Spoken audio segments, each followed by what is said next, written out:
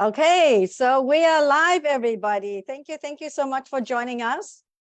We were supposed to have a few more people, but it's all wonderful. Always, whoever can be here will be here. Thank you for joining us, Chris, Emily, Davey, Skip, and Daniel. I am from Sydney, Australia, and Daniel is from Sweden, and it's midnight over there. And everybody else is in America. Welcome, welcome, welcome. It is from the place where the koalas are always eating and sleeping. It's a happy place to be. And it suits my quote. My quote is happiness is another form of wealth, the most treasured form of wealth. And today I thought I'd get everybody together to share about sales. And this topic was inspired from our last talk. So if you really know me by now, I do everything by going with the flow. I'm just going to go with the flow and the energy. And that's how I have achieved every single dream I have so far. So touch wood, we'll keep going, achieving all of our dreams, everybody. So a little quick disclaimer for me personally, I let everybody speak for themselves. I am not from a sales background, right? I just want to make a disclaimer. But have I sold things? All my life, it turns out to be. And I'll share with you stories how it comes about. But for now, I want to turn the lamplight onto my guest first. And I would like to let Emily be on the stage first, if that's okay, because Chris is still chewing away. We are very, very casual here. So I love it, love it. So Emily, whenever you're ready, we would love for you to share with everybody your tips, your tricks, your strategies about sales and how it has worked for you and what we can take away from today. That'll be awesome. Okay. And did you want me to talk for the whole 7 minutes? Because that's what you said, or just Yeah, you can, or you can break in table. between. Yeah, and then we can all share a discussion afterwards. Okay. So I'll just talk about both of them. So hello everyone. My name is Dr. Emily Letran. I am an executive coach, business strategist, speaker, author, dentist, and best mom in the world.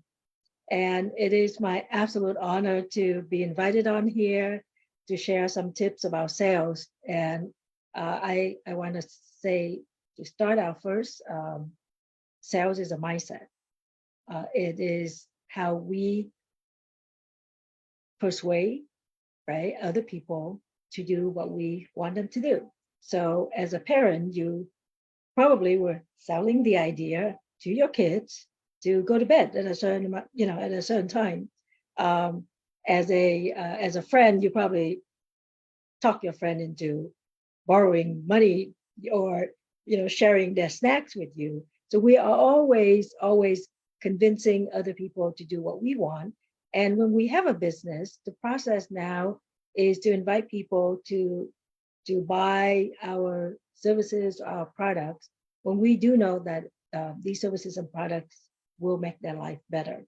And I think the mindset part is sometimes people are not sure about selling certain things because they are not confident that whatever they're selling will be best for that particular prospect or customer. People would have self-doubt about that sometimes. So I want to share two tips. The first one, as far as the fear of sales is concerned, right? When you're not sure, the first one is I would encourage everybody to develop a vision beyond your current circumstances. And because a lot of time we may go into a room where we have to present something, we're doing something for the first time, and we don't feel comfortable. And we may be telling ourselves, well, I'm not sure if I can do this. What if they reject my idea? What if they reject my offer? I'm really new about this. And we don't have that vision to think all the way, 5 years from now. Some of us have that ambition to be the best salesperson, right? Or to be the best known speaker or motivational speaker or coach. And when we get started in that sales process, we're not there yet. But if we have that vision, that's where we're going, I think we can really make strides and we can overcome our fear. I'll give you a quick example. I actually came from Vietnam to the US as a refugee. So, I got to this country, try to learn English, try to learn the culture. And I remember when I wrote my first book back in 2014, I was advised by my coach to speak. And of course, I said, "You gotta be crazy. I'm much better as a dentist, talking to my patient with a needle in my hand, and then they're gonna listen to me. Why would I want to go out there and speak and do all of these things?" Uh, but opportunities come, and I did have that vision that, as a lot of us who are self-driven, is we got to be better, right? Today we're going to be better than yesterday. In 1 month, we're going to be better than this past month on whatever we do when we are ambitious or entrepreneurs. So I took on opportunities, having that vision that I can be better. And I was just sharing with the group a little bit earlier that I got invited to speak at the summit, the Think and Grow Rich Summit, which is a global summit with some of the biggest names in the speaking world and the personal growth world, people like Mark Victor Hansen, Sharon Lecter. So I would attribute that to having that vision beyond the current circumstance. The second thing I want to share is, when you're in doubt, right? When you're not sure in the sales process, maybe you have a difficult prospect, or maybe it's really something that stretch you, to find someone to fight for, to remember why you're doing it. Because when you have that, it's not just you, right? Because you may say, "Hey, I'm doing this much income, I'm good."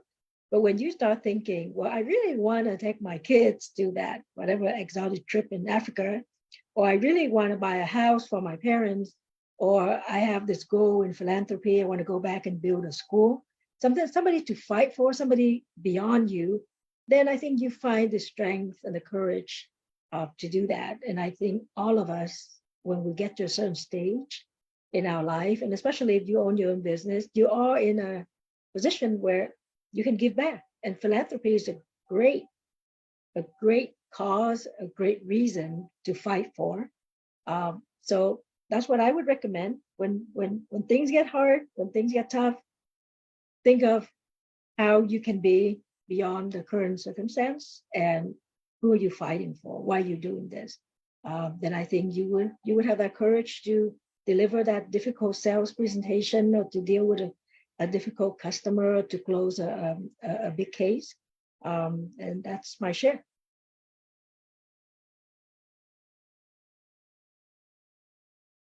That is so cool. Thank you so much. Thank you. Thank you. And next, I would like to invite Chris to join the stage, please. And the stage Awesome. is Sorry, all my yours, Chris. wife gave me some dinner. That is so sweet. It was You're a sushi lucky Saturday, man. so she brought sushi, so I couldn't let it sit.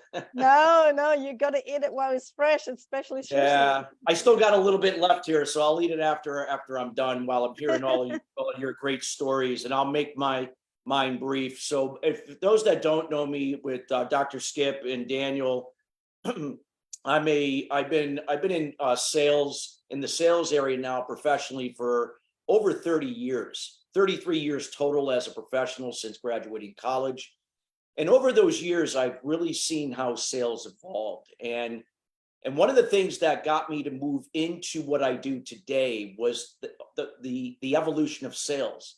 Because I, for all these years, had been taught to go out and convince people, in this case, convince them that my product or service was the best.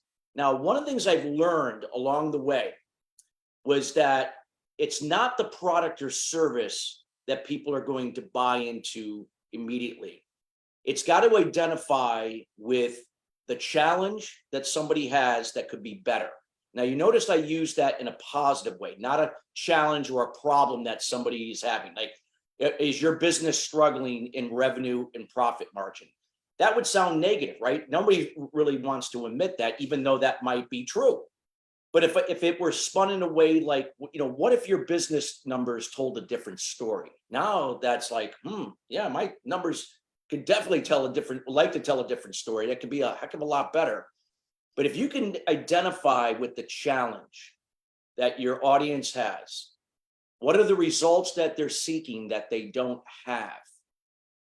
And it's about influencing them, so in this case, I'm not here to try to get them to see my point of view. I'm here to share versus tell. I'm here to get across the features, benefits, or the impact disguised in questions, empowering the person to decide what that means to him or her to their challenge. See, the reality is sometimes people, the product and service you have is never going to be everything for everyone, but it can play a major role in helping them. What they're buying into is when you get to what's really important to them and what they're trying to accomplish, and you build that rapport, it's that they're buying into you and then the product or service. This is the mistake I see a lot of people in network marketing do. They lead with the product and service. Isogenics is number one in weight loss. And if you take this, you're going to lose 30 pounds. Nobody cares. It could be Acme company for all, it could be anything. It doesn't matter. It's about getting to what's important to them. What's the challenge? What are the results they seek that they don't have? Educating them, understanding the buyer's journey. Not everybody is ready to purchase something, but they will be in a position at some point to buy when the time is right, when that rapport has been built. And it's those people that understand the buyer's journey that can use an effective, what I call a compelling value proposition or a market dominating position that gets to the challenge. I call that, it's the interrupt statement. Then the engage statement, which it speaks to the results that they seek that they don't have. Then to educate them. And the educate could be something like, hey, download this video that will give you the 3 steps to go from here to here. Put your name, email, and I'll send you this free report. I'm not trying to get a book a consultation call with them, not trying to sell them anything, sharing value, giving that value away, not giving away the farm, but giving some value. And it's through the drip campaign. And what a drip campaign is what an effective salesperson does, it's not just email marketing. We're talking about your website. Does that compelling value proposition specific, clear, and concise on your website? Is it specific, clear, and concise on your newsletter correspondence and your email marketing? Is it crystal clear on when you speak on stages virtually and in person, on webinars, on your podcast, or if you're on other people's podcasts, virtual platforms like this? It's with that ability and that consistency on a daily basis, you're dripping this. You're reducing the number of touches now from anywhere from 20 to 100 touches, which it may take for someone to maybe come around and become a customer of yours, to now to 5 to 12 on average. Doesn't mean that's always the case. When you can position yourself as a trusted advisor in why you do what you do and helping them to solve their problem, it's not just your product and service. It may include somebody else that you have to bring into the table to help them accomplish what they're doing. That's what's going to lead to more business, more referrals, and obviously raise your credibility and that trust that people are looking for in terms of what they're looking to accomplish. So you have to look at it from the buyer's journey. It's a process, and it's your ability to influence, to empower people to draw their own conclusion, to be part of their own experience, because you can't create that experience 100% for them. You can bring the water to the horse, but the horse has to drink the water. So the prospect has to do their part in order to have that experience. A great trusted advisor understands that process of how to create that psychologically safe environment or space to give them that courage and confidence they can step up even when they don't feel sure about themselves at that point, to take that first step or that leap to work with you. So sales to me is a way of life. I look at it as a way of giving value. And I like to call it, again, the compelling value proposition, not unique. I used to use unique just because everyone can identify with that, but it's about what's compelling to them. It's not about what's unique about you. It's about what's compelling to them. Challenge. What could be better? the results they seek, educate them, offer, repeat, and keep going through it. And that consistency is what's going to position you for more business. I have seen this in a lot of things I do in my business coaching with organizations, from small businesses like with Emily, from dental offices to mid-sized companies, also to individuals, and also more currently with my speaker influencer program, when we're able to identify when coaches and other professionals are maybe perhaps looking for another way to get in front of more people. When you can get to that challenge and get to the results they're seeking, that's what they're looking for. So that's the thing. Those are the things I would like to just share. I know I don't know how much time went by, but I'm going to leave it there. And if anybody has questions later, we can talk about it. And I'm looking forward to hearing from Davey, Skip, Dr. Skip, and Daniel. That is so cool. Thank you. Thank you so much. So many golden nuggets. And we'll let you enjoy the rest of the dinner now.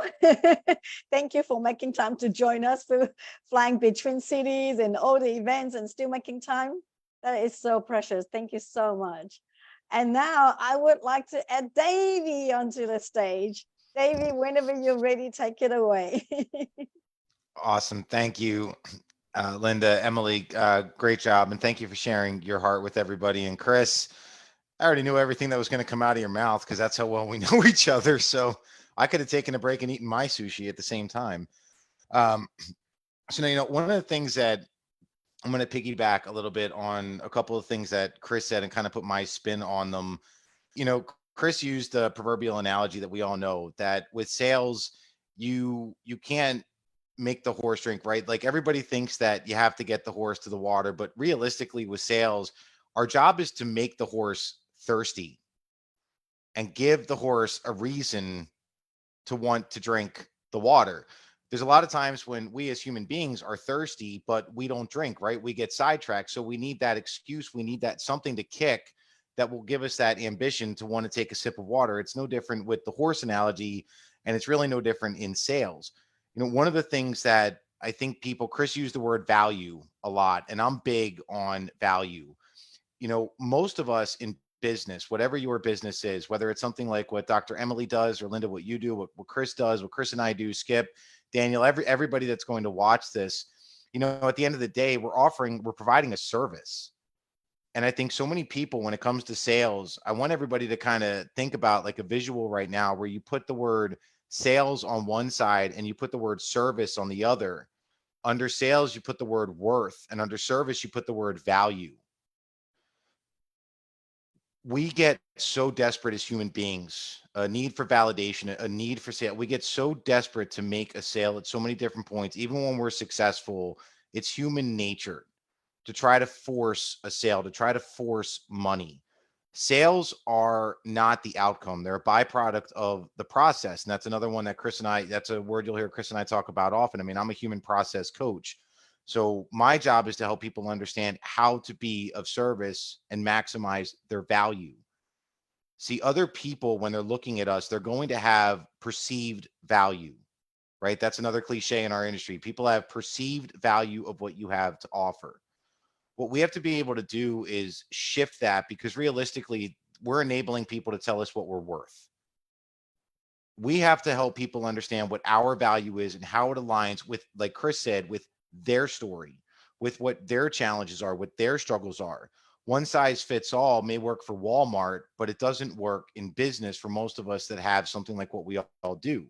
So whether you're a speaker or a coach or a consultant, whatever it is, we have to remember that if we simplify our thought process and understand exactly what our brand is, other people are going to be drawn to be able to understand that, right? So if we simplify our process, we are going to attract other people who will help us achieve the results. The transactional side of sales is doing the same thing, where we help them understand their value so that they can maximize their level of service. Sales is a numbers game. But at the end of the day, everything that each of us do on this screen is service driven. There are people behind it. And Chris is right. It's not anybody can get business, right? Like, anybody can get business. It's about retaining business and how do you amplify business. And that's the real challenge of sales. But everybody is selling right now. We're all selling. we're all selling our ideas to the audience. We're selling our thought process. We're selling our value. We're not selling dollars and cents. And that's a big thing that I learned. And another challenge I think a lot of people face in their process, especially if you're an aspiring speaker. This is a big one. And I work with Chris on his speaker influencer program. I know a lot of everything that Chris does with the sustainable success business model. You know, one of the biggest things for people to understand is when you're looking at your price point, that's one of the things that people are challenged with most. They don't know what to charge for their services. Well, if you're somebody like me who has a story, who understands what it's like to have lived in a van at certain times, been unable to put food on the table for my wife and I, get in my own way and let my arrogance at a young age impede my ability to live a good life and run a healthy business, those people are the ones that we're going to be drawn to want to sell to. But here's the thing, and this is something that Chris helped me understand with my own process, is you have to know your value. Is what you're providing of value. Know your market, know your niche, be okay with that. Don't try to be the one size fits all for everybody, and market your services accordingly. And what you're going to find, kind of piggybacking on what Emily said, she's right about philanthropy. Part of your philanthropic ventures can be giving back to people that maybe were at that part of your story where that's the market you think you need to hit. When I met Chris, I was charging under $100 an hour for my services.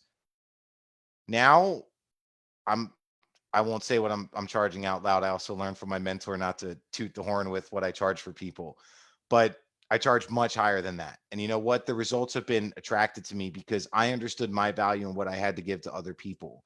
So don't look at sales as a numbers game. Look at it as a people game, but quality over quantity, and understand your message. And like Chris said, there's certain factors that you have to understand. And when you do, the rest is going to be drawn to you. Look, Chris, when Chris and I show up at events together, he is like GQ magazine's front cover. I mean, he's a good looking guy. He's sharp dressed, whether he's in a suit or he's just kind of casual. I show up everywhere, and Chris can attest to this, in shorts. I may wear a suit jacket if you ask me politely, but that's my brand. And I'm okay with that. And what I've learned to do is help audiences and event hosts understand the value that I'm bringing. You don't want me in a 3-piece suit. Trust me, we don't want that. But I'm okay with that. And that's where, again, someone like me, know your niche, know what you can attract, know what you don't have to worry about chasing, and understand the transactional side, and you'll be just fine. Sales is just an overrated word for service that has gotten convoluted with emotion. So that's my 2 cents on the matter, my humble 2 cents. It's always hard following Chris up, but I love him.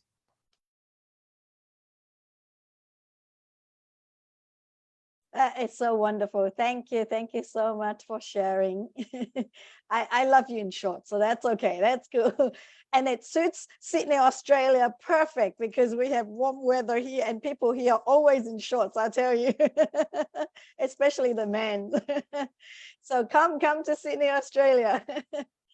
And now I would love to invite Skip Donald, but he likes to be called Skip.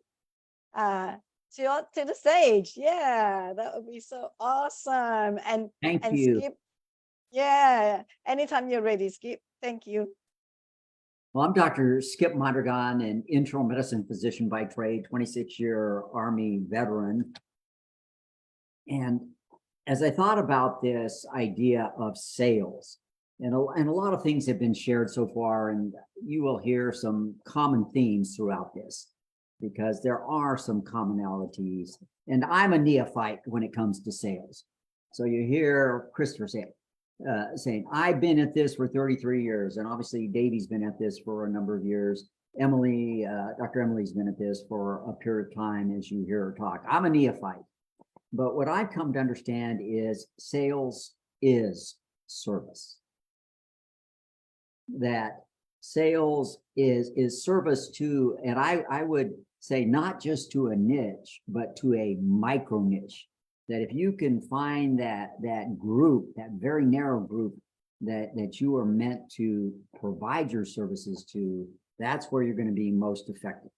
So I would like to illustrate some of this, if I might. Today we were at a fall festival for our church, and I was offering my services there to sell and promote my book. I had a nice poster that I made, and the wind kept knocking it over. So we kept trying to secure it different ways. Finally figured out how we could do that on the easel so it's not blowing over in that wind. But to promote this book, Wrestling Depression is Not for Wimps, born out of my own experience that I had suffering major depression my last 16 months in the Army in my 26-year Army career. I'm a tough guy, a colonel, 37 months deployed, a lot of those months in combat zones, National Veterans Wrestling Champion. I'm a tough guy, but I succumbed to that dark disease. So I was there to promote my book to men. I had been on Facebook, made a variety of live posts and other posts asking individuals come out, meet the author, let's talk. Traffic was light for the most part, but I had some individuals that came by. One man came by, and he had been a 28-year police officer, and he had two brother-in-laws who had served in the military. So we know first responders, they face a lot of trauma. And his two brother-in-laws that had served in the military were still really struggling. And we talked. He bought books for both of his brother-in-laws and had a chance to pray with this man. Another man came by, and he himself was struggling. And we had an opportunity to talk and share. And one of the things that he said is that he had faced things in the church. I am a believer of Jesus Christ, and this man likewise, but he was saying he had faced things in the church, statements like, well, you're struggling because you lack faith. You don't pray enough. And those are lies. Those are things that are sometimes said that people that don't understand. Depression is a disease. And so we were able to talk, and I was able again to pray with this man. Another man came by, and he saw the book, and we're talking, and we find out that he was a wrestler. Of course, I've been a wrestler since I was a young teenager. We got to talking and bantering back and go, I got to come by and get your book here. We got to take a picture and so on and so forth. I can't wait to share my book with your book with my son. And we had this great discussion. Later, we went in and we had lunch together where they had the chili cook-off, and we were sitting there talking with our wives and just having a great banter. But those were the discussions that went on with that. And I'm going to come back to some of that. A while back, my brother Chris and I, who I call my alter ego, my youngest of my four brothers, we did an online challenge called Muscles Are Magic, talking about the benefits of resistance training, this organ-to-organ talk that goes on when you do resistance training, from everything from bone to brain to liver to kidneys, etc., that is enhanced when you do resistance training. And we sold the course to one man, and I did my inaugural course called Muscles Are Magic, and now I have it up on Coachable, Activate Your Muscles so you can kick ass in life. And we taught this course, but I was able to gear it specifically for him as I taught the course and incorporate specific studies that I went and found in the medical literature that I knew targeted some of the questions that he had and concerns that he had. And so when he was talking about that, one of the things he said, I like the program because it combines medical, physical, and spiritual components. I don't know anything else like it. Learning the push-pull squat method definitely improved my fitness level. I lost 1 inch measurement on my waist, and that was in 5 weeks' time. And so, again, service geared towards him and providing him with value. And I'll wrap it up with this last example. I was invited to speak at a conference this last July called Serving Heroes. It was their inaugural national conference, about 300 first responders, veterans that were at this conference. And I was asked to deliver talks on depression. Very well received. Afterwards, the conference director and the gentleman who oversees this organization. He speaks all over the country, giving seminars to first responders and to chaplains of first responders. And he said, thanks for speaking at Serving for Heroes at our inaugural national conference. Hundreds of folks were seen by you. Kelly and I can't thank you enough for being part of our first national conference. You were incredible, from your professionalism to your interactions with students and your teaching. So again, and then he told us at the end, well, everybody can't be teaching every year at this conference. We're going to have a conference next summer. He had already announced it. Here are the tickets for it and so forth. But we're going to have different speakers next year. So I thought, wonderful. I'm going to come to the conference, even though I'm not going to be a speaker. Well, I get a call from him about 10 days ago. Oh, well, Skip, I'd like you to come back and speak. Can you speak on at these dates? They really loved you. Sure. Let me just make sure my calendar's free. But again, it's just serving. And so let me just bring this around and tie it up here. I wasn't out there so much to sell books. Teaching that course was great, but it was connecting with that fellow veteran. It was connecting with those people that came out, because I talked with a whole lot more people that came by the booth, and my wife and her friend were next door. My wife was selling some of her books, but also had some handcrafts, and she's a beautiful knitter, crocheter. And they were selling their stuff. And Sherry turns to my wife, Sherry, and says, are you guys in competition to see who sells more books? Because I'm engaging with people and talking with them and this. And Sherry goes, no, he's just a lot more extroverted than I am. But that was the real purpose I was there. That was the real value I was adding, was engaging those people. Because I talked with a lot more people, I prayed with a lot more people, and encouraged a lot more people than books that I sold. So selling is service. It's offering that value that we bring into the world every day. And we are selling in so many ways in the way we go about it. So remember that selling is service. Thank you so much. That was so beautiful. Thank you. Everyone's sharing has been so valuable and so beautiful. Thank you so much. And so I just want to add my share. Like right from the beginning, I made a disclaimer that I'm not a sales by profession, but guess what? I sold my whole life. I did not know it. So it seems like everything I do is by discovery that I did not realize, and also by intuition. And that's how I achieve every single dream I have so far. So I really think I'm just a storyteller. And so with my book, everybody asks me what my book is about. Even though it's personal development book, I just call it a story book. I'm just telling stories in my book. And Daniel is smiling and he's agreeing because that's how I told him into being the 3Hearts ambassador, right, Daniel? The stories I tell.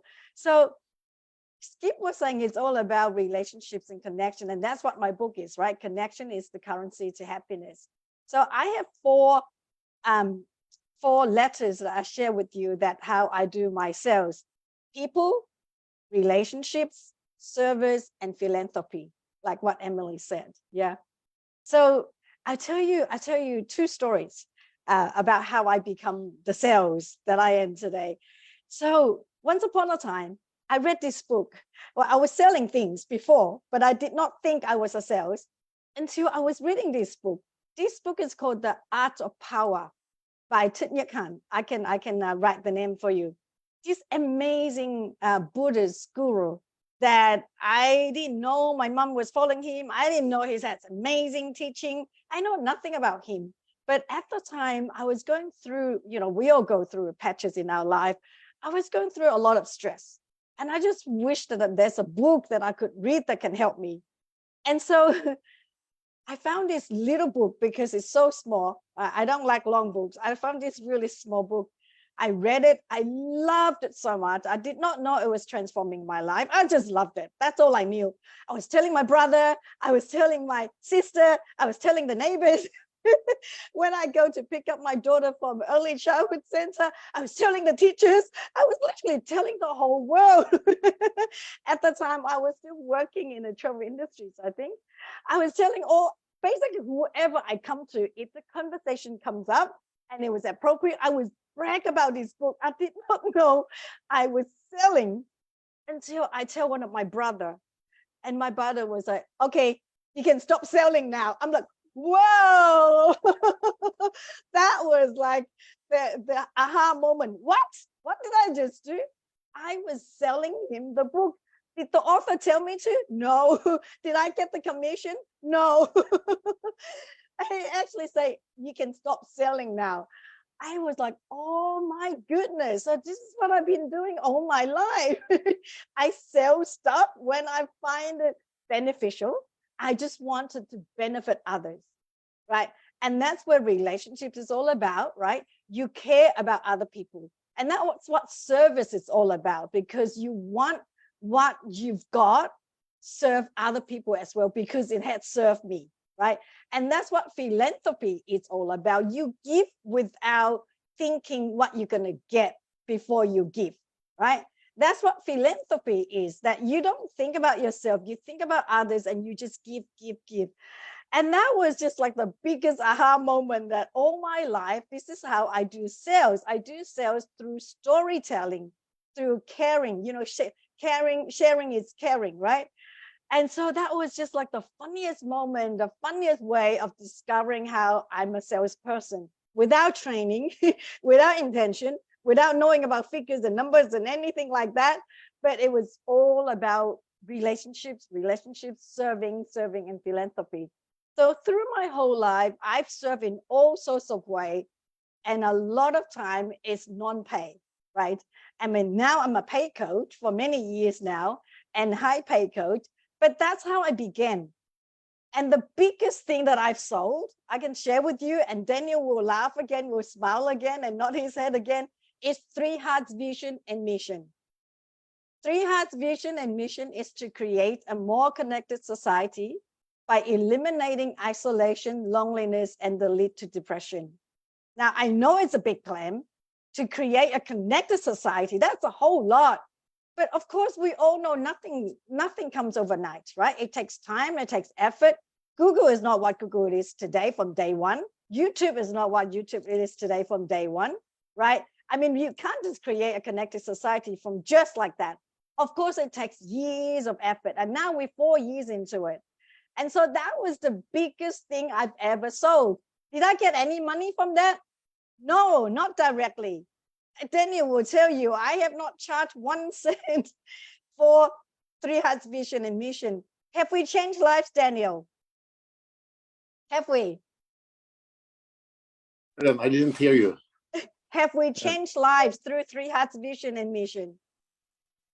Yes, I think so. You think so? Yes, we have so many videos that we could share. And including your story. We have to share your story as well. Yes. Sorry, I put you on the spot. You weren't prepared to speak. No, I'm not prepared at all. I'll let you talk in a minute. So basically, 3Hearts vision is the biggest thing that I've sold. But did it involve direct money? No, it's a philanthropy work. And so basically, I just want to share with you that if you have something that you like to sell, first of all, don't think that, oh my God, I'm going to sell and it's just too daunting. That's because you're thinking about getting money from people, right? You're thinking about you're getting something from others. That's why you feel the fear, because it's all about you. It's all about your own benefit. But if you turn it around and think about what you want to sell, it's sharing. What do you want to share? And what you're going to share, does it benefit other people? If it benefits other people, then by all means, go and share it. Because if you don't share it, you're actually being disservice to the world. You're being disservice to the people, from the people who can gain your services so that their life can be better.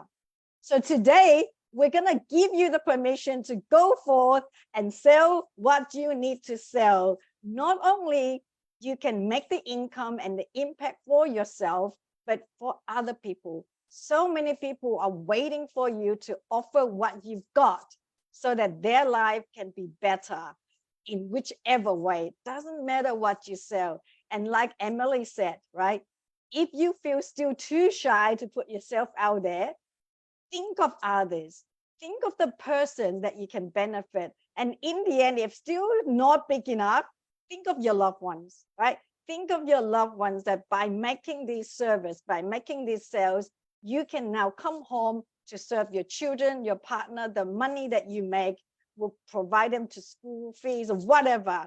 So hopefully today in these short sessions, we, with different professionals here, we are able to give you different perspectives, tips, and strategies to go forth and serve the people you need to serve. Sell, sell, sell. If you don't sell, you're doing a disservice to your audiences, to whoever that could benefit from your service, your products.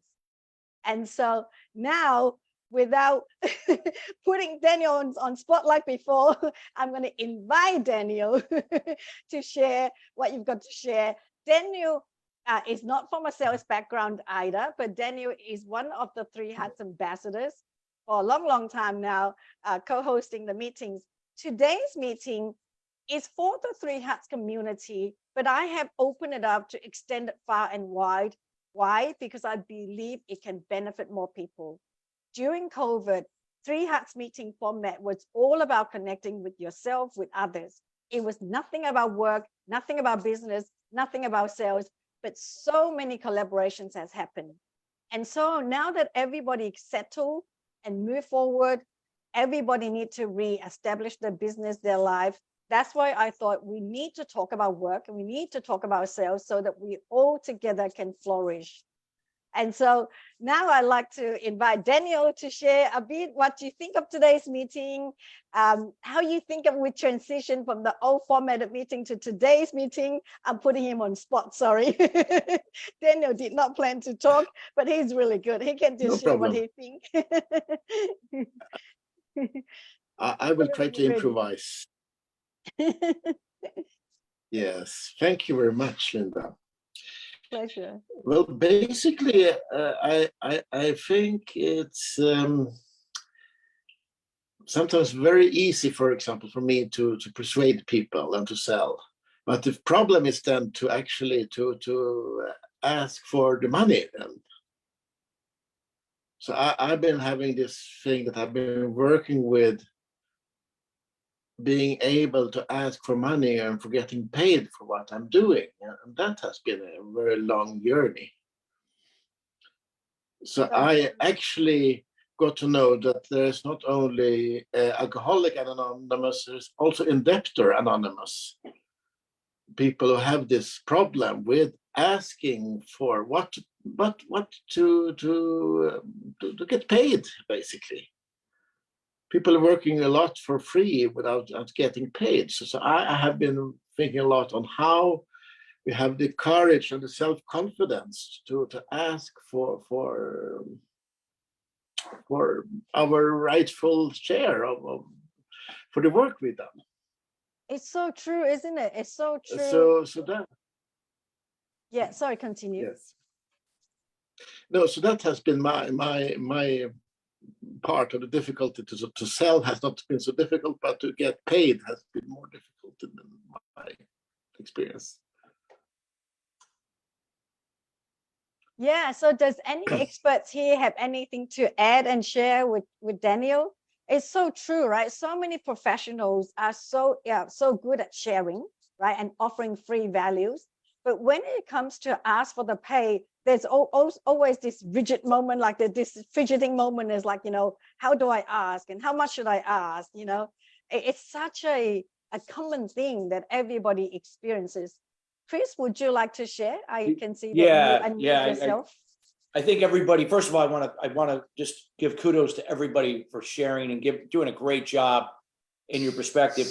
When it comes for asking for business, what's really happening behind the scenes, it's, yes, we can learn to ask better questions. We can learn how to make sure that we develop that rapport to the level where we can ask for, if it's okay to offer a suggestion or provide a recommendation, thus now going for the soft close for asking if they're ready to move forward or what's the next step in that process.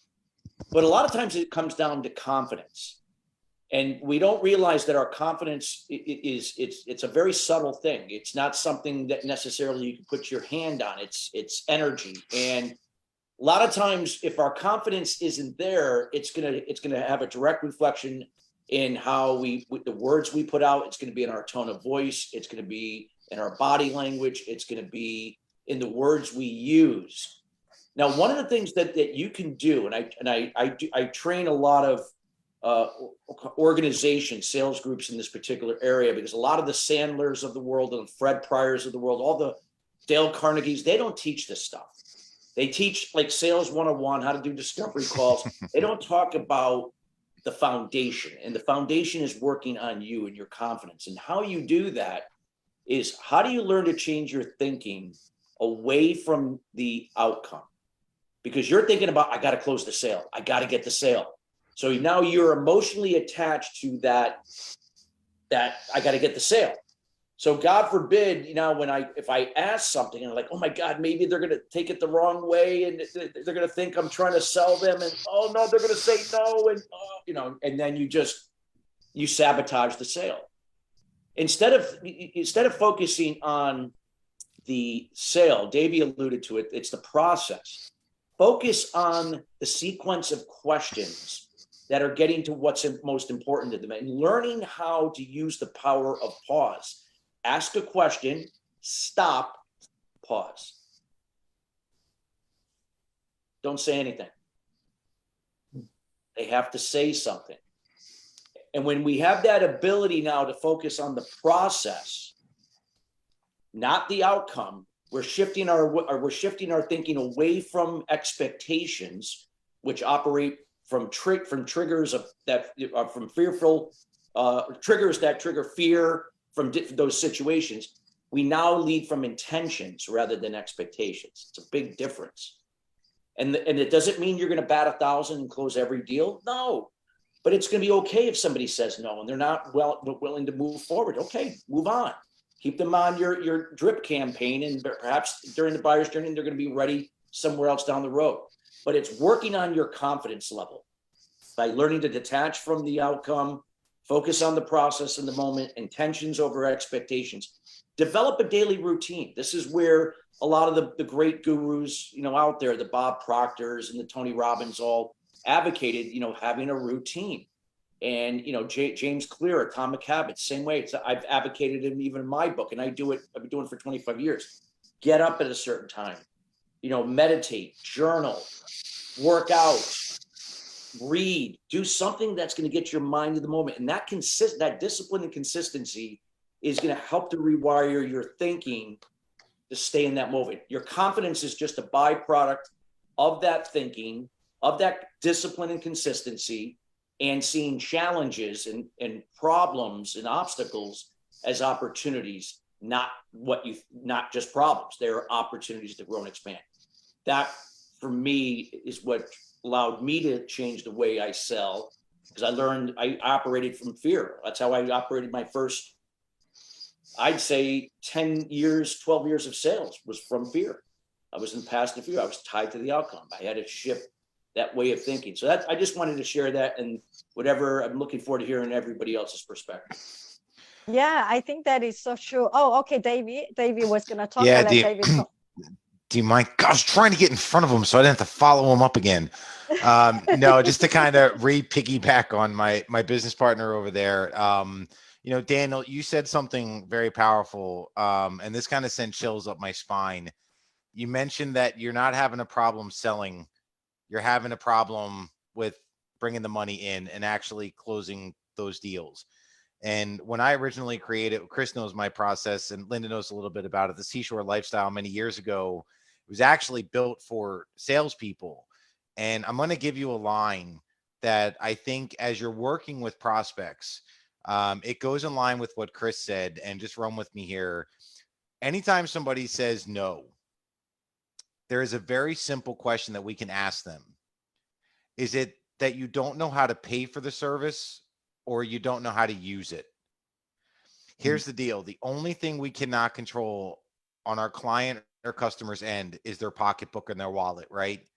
So if you get it down to, I don't know how to afford it, you've done your job in explaining what your service is and how it can be of value. They understand how it can be of value. Now you have put yourself back in the driver's seat. I don't know what your rates are, what you charge for your services, but you have the power at that point to decide if you want to work with them. You can make it work. If not, you can do like Chris said, kind of keep it in that drip campaign, because you know eventually that's the person that will eventually come back to you. Chris has seen that in his decades of experience. I have seen that myself. If they say to you, well, Daniel, I don't know how I'm going to make use of it or what I'm going to do with it, that is an opportunity for you to bring clarity.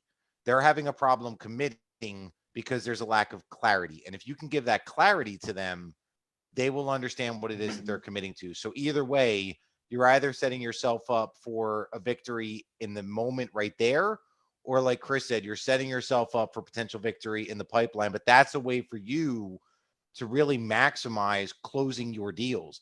I did this in an industry, in the travel industry, with timeshares and vacation clubs, where the cancellation rate in that business when I created my Seashore concept was 70%, 70%. My cancellation rate was seven. So instead of 7 out of 10 people coming back to get their money back because they didn't know what to do with the program, 7 out of 100 came back just by asking that very simple question. So if you do that and you incorporate what Chris said, and that's very powerful, you have to get yourself into a habit and routine, because that will empower you to get yourself into a mindset, like Emily said at the beginning, of creating a mindset routine, which then transcends into everything else, which again, as Chris and I both touched on, is part of the process, if that makes sense. I just wanted to throw that in there on top of the brilliance that Chris added. Cool. Thank you so much. It's so valuable to share with everybody.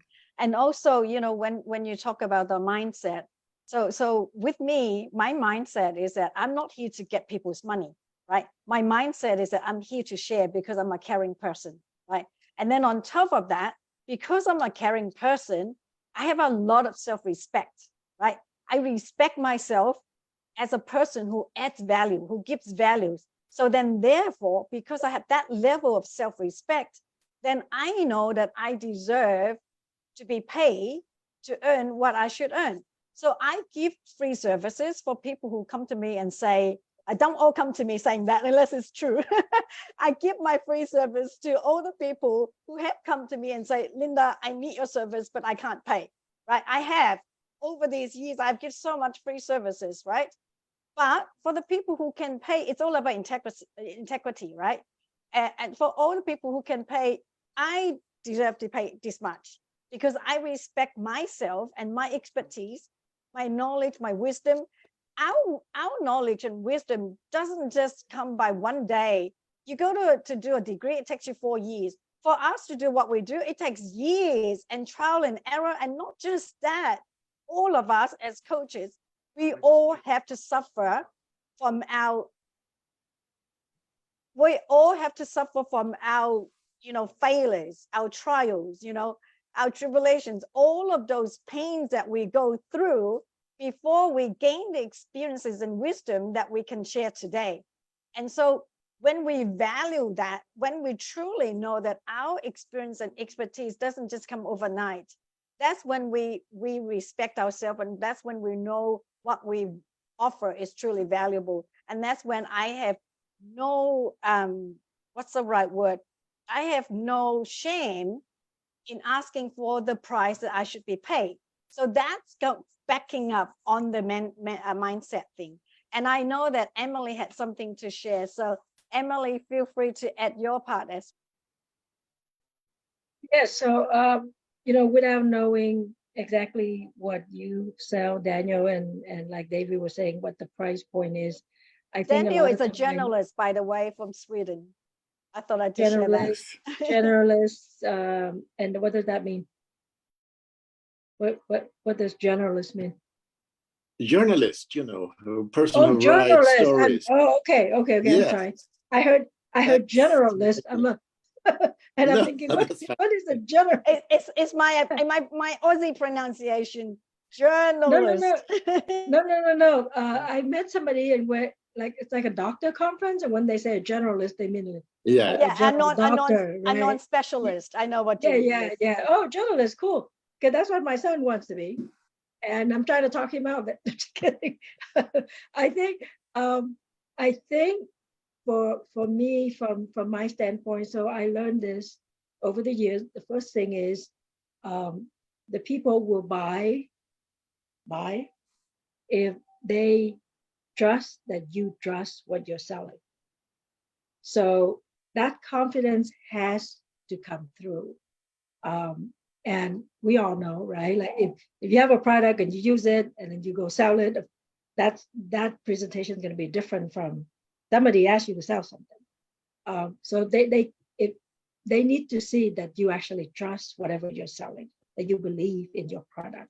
So whatever you say, you kind of go back and say, do I say about this enough? For me, as far as the price and everything, I tend to, in this presentation, put a little story, right? You know, my client does this and invests this. When I'm selling bigger cases in dentistry, I would say, well, 97% of our patients choose this, right? Which is whatever the higher option is. And so I'm already kind of pre-framing that it's going to cost money, that it's going to cost a lot, a little, whatever it is that you want. And then one of the things that I think for a lot of us coaches, where we say we do a lot of things for free, I think if you can say, okay, let's say I want to have 10 clients and I'm willing to do one free, right? And maybe that person is the person this month that you're going to give for free. Well, then that's it. You're done doing free for the month. So if you have that heart where you want to do free things, where you want to help people, go ahead and do that, but put a boundary around it. So if you actually say, I'm going to give away $2,000 worth of service a month, after that 2,000, you should just be charging. And then, so just kind of train your mind that way. So, I mean, I give a lot of things for free and then I charge a lot for other things. And I don't, because I already done my part giving free things. So I like to break it up like that because it helps me a little bit more easily, right? Or you may be working with an organization and you say, you know what? I'm just going to give this whole coaching package to this organization because I believe in them and I want to help them out. And then you turn around, you go to another organization and you give them your full fee. And this one thing that my coach, Brendan Bouchard, would always say, with a lot of us coaches is, without the money, you cannot sustain the mission. So if you tell yourself you have that mission, you want to change the world, you want to help people, like if you're a journalist, you want to go out there, you want to cover these things, and there's a cost to it, and there's your time investment into it, and that's what you want to get paid. If you don't get paid enough, then you can't do the next one. You can't do the next mission. So if you think about it as a mission driven, I think it also helps that you're just gonna ask for the money. It's so true, Emily. It's so true. So when I first started 3Hearts, the idea was that I earned from link coaching and I served 3Hearts. But when COVID happened and everybody needed connection, and the course was so big that I naturally kept getting pulled towards 3Hearts. And as a result of that, I didn't put any time and effort to link coaching. And 4 years into it, like I wasn't going to share this, but this is on the spur of the moment, and it's just so appropriate to share. As a result of that, I have sacrificed about 1.5 million AUD into 3Hearts just because of that, right? So you really cannot sustain if you don't charge, right? And so that's why now I need to refocus on link coaching, but still serve 3Hearts. And so that's why these events now is for free. But all of us today, all of us have give up our time, our expertise, especially Chris, just flowing like around the city, around the world, not around the world, but around America, and have not been sleeping, but still show up to serve. We're all here to serve for free. But if anybody wants to work with us directly and more in depth, we're here to serve as well. But that's when we come to the paid model. Basically, I put it down to one sentence. If we don't sell, the whole world stop. Literally, I mean, literally, the whole world will stop. If you don't sell your idea to your kids to say, go to school, it's good for you, they have no education. If you don't sell to them that you need to go to bed at a certain time, their health will sacrifice, right? So literally, if we don't sell, the whole world will stop. And so there you go. Go forth, sell what you need to sell, charge what you need to charge. And Daniel, today, from today forward, you can go and charge what you deserve, because I know you by now, how many years we've been working together. You're so kind, you're so gentle, you're so generous. You give, you serve through 3Hearts. From today onwards, you go forth and charge what you need to charge because you deserve it. Before we end it, Thank you. I wonder if Skip had anything to share before we finish the session. Well, I've heard it said, what 1% doubt and you're out. Richard Din was a former practicing optometrist in Australia, Linda, and now he's a personal coach. And he was going through some things with the individuals he was coaching, and those that were selling there, he was looking at that and he was comparing. He's saying, okay, they must be doing something exceptionally different here. And he kept running the numbers and saying the cut must be this, and he doing all these permutations. And then it came down to this: the people that were most successful were those that believed in their product. They had the most faith in what they were selling.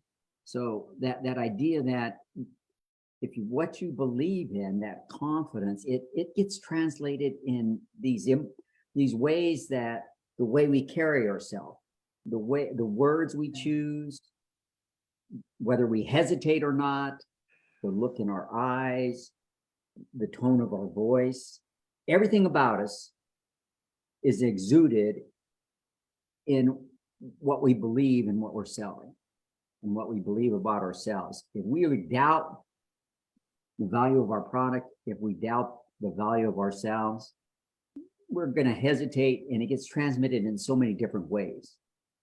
And so again, 1% doubt and you're out. And I just like to, oh, sorry, I'll let you finish first. And that idea that was shared, I believe it was Dr. Emily shared about who do you want to fight for? Who do you want to fight for? And boy, I love that line. Who do you want to fight for? Because I know who I want to fight for. I want to fight for those men that struggle with depression, especially those tough guys that are struggling with depression. That's who I want to fight for. Yeah, Skip, you and I need to talk more about that, because 3Hearts vision and mission is all about, avoiding depression. I want to say thank you to Daniel, because it's past 2 a.m. in Sweden. I want to say thank you not only to join us, but to be so authentic. You do not know how many people you have helped today, Daniel, by the question, by being open up, by being so authentic and asking the question. This is the question that so many people want to ask, but did not yet have the courage to ask. And you have the courage to ask, and you really do not know how many people you have helped. I say that sincerely. And I want to say thank you on behalf of all of those people for asking this most prominent question that everybody suffers from. And I want to say thank you to all the panel experts for sharing. We all pour our hearts into to help lift each other. For me to create these events is really only one goal, is to lift each other, and together we grow. I sincerely believe it. And so let's connect more and make the world a better place. So I want to say thank you again to everybody. If nobody else have anything else to add, we'll call it a day. But let's continue to communicate and connect on my timeline, where I share the live feed. And if anybody else had any more questions, or if you like to work with any of us, just get in touch. I am now doing the sales pitch again without realizing it. But in my head, all I think is I want to help. I want to help. I want to serve. But I just now practice to realize I am doing the sales pitch. But really, once you get into the mindset of service, serve, and once you think of the other person on the other end that you're trying to share, just keep thinking sharing is caring. Then there's no fear. Seriously, I can talk all day long sales without feeling sales. I don't feel it. I didn't think I was selling. And then suddenly I just realized I'm doing the sales speech. Seriously, if you just keep thinking sharing is caring, you have no fear about selling. And I sell all my whole life. It's all from storytelling. That's my way. Storytelling and enthusiasm. That's how I sell the whole world vision, right? The whole world vision of 3Hearts is through stories and through enthusiasm. So once again, thank you, everybody. Thank you, Daniel, for staying up so late, past 2 a.m. And I'm so glad that you're able to participate. And thank you again, everybody. And I hope to meet everybody again on our next live. Every time I do something, it was never like a concrete plan. I'm just going with the flow. Okay, last time we celebrated 3Hearts, and from the celebration, a topic come up. And so we're here today, and then another topic come up. Our next topic, and hear this out, everybody, it's gonna blow your socks off. I think so. And if you don't know Linda by now, you know I like giggle. Giggling, it's joyful. So if you like it, giggle with me. If you can't stand it, I'm sorry. Laughter is the best medicine. For me, giggling is the easiest thing and it's the best thing. And I don't know, I just giggle my whole life. It doesn't matter if I was on the world stage of 400 people in San Diego, I was giggling. Anyway, this topic is forgiveness. How to apply forgiveness to win more in life and business. And let me declare once again, like today, I'm not an expert, okay? I tell people all the time, I'm not an expert in anything, but I reached there. I was told that my English writing was terrible. My grammar was horrible because I came to Sydney, Australia at the age of 15 without a word of English. But what did I do? I still wrote a book. What did the book do? Transform many lives, and many readers have become published authors. So I never claim I'm the expert, but I let my work speak for itself. But in terms of forgiveness, I do tell you, I'm not an expert. I'm still learning. I do dare to say that on the topic of forgiveness, I don't think many people is an expert yet. Not many, I dare to say that. But we're all here to learn. Let's get together, learn together, share together, and we all grow together. How about that? So follow us, join us conversation. We'll see you next week on the topic that blow your socks off. Bye for now, everybody. Everybody, wave bye. I love you all. See you guys. Koala hugs from See you Singapore. guys. See you, Emily. Skip. Good to see you, Daniel. Nice Have a to good meet night, you, Salem. everybody. brother. And a Linda, good day love for you, Linda. Thanks, everybody. Appreciate you. Bye-bye. Bye. See you guys. Bye. Bye. See ya.